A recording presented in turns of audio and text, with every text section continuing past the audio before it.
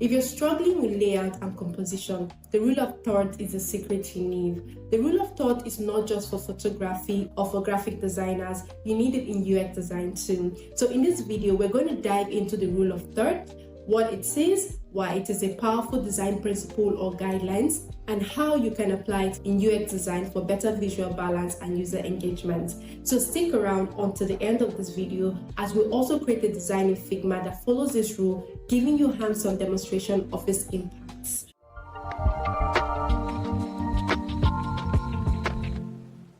The rule of third is like a fundamental design principle or guideline used to create balance, visually appealing composition. So it helps us as designers place elements in a way that naturally draws the viewer's eyes and makes design more engaging. So you might also be wondering why we use the rule of third in UX design. This rule of third helps us to create harmony, flow, and a professional look in your work. It also guides the user's eyes to focus on their attention on the key areas.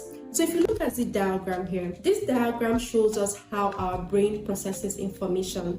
Your eyes look at things this way. It feels natural and balanced. That's why professional photographers and designers and even filmmakers use this all the time. We're going to apply this rule of third in Figma. So what you're going to do is click on F on your keyboard and select frame here. So once you get the frame here, we're going to divide this frame here into 9 equal parts. We're going to go to layout here and select rows here.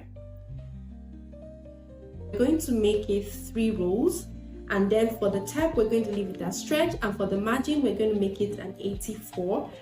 For the gutter we're going to make it a 4. This is how I'm going to leave it. Now why I have the space at the top here and at the bottom is for my navigation. Now the second thing, I'm going to click the plus sign again and I'm going to change this to columns. Now for the columns, I'm still going to make it a 3 count and leave it at stretch, and I'm going to make the margin a 64 and I'm going to make the gutter a 24. Right, now we have 3 columns and 3 rows, which gives us 9 equal parts.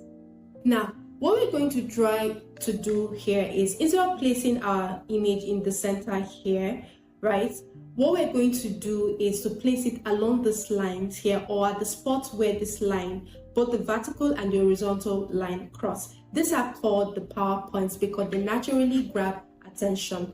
So I look at this design here, and then look at this design by the side here. Look at this ones here.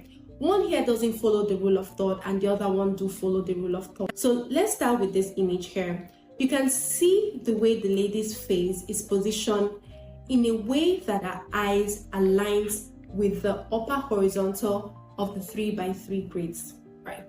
So since viewers naturally focuses on a person's eye, placing them near an intersection or along a grid line helps direct attention immediately to our face. So by shifting the subject slightly to the right third here, the composition here avoids a perfectly centered placement, making it feel more dynamic and visually engaging. Now, if you look at the text block on the left third here, that's the main headline and subtext and the call to action buttons.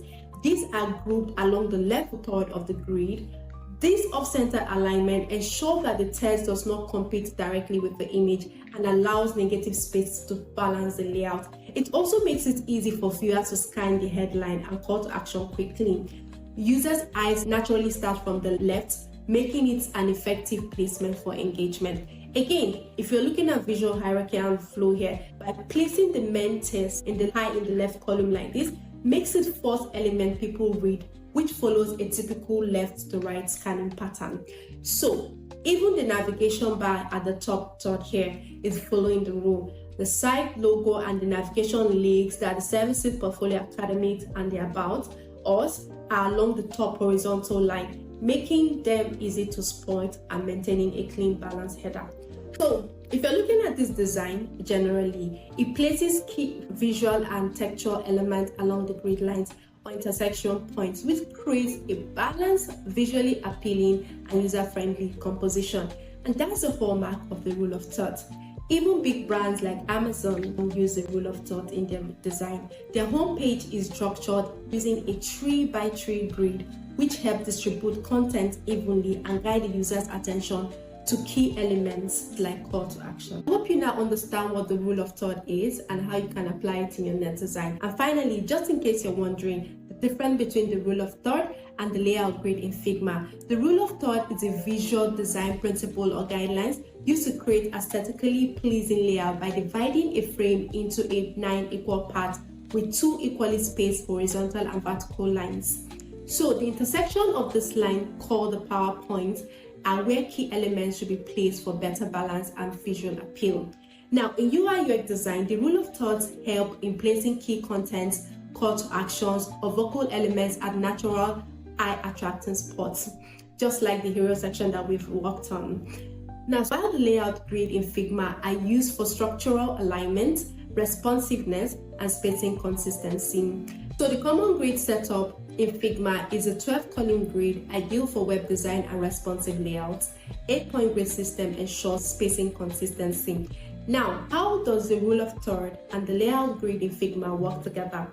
You can use the Figma's 12-column grid for layout structure, use the rule of third for hero section, positioning key elements, and at power points. Now, I'm sure you've picked up a thing or two by now. Let me know in the comments how you're going to use it in your project.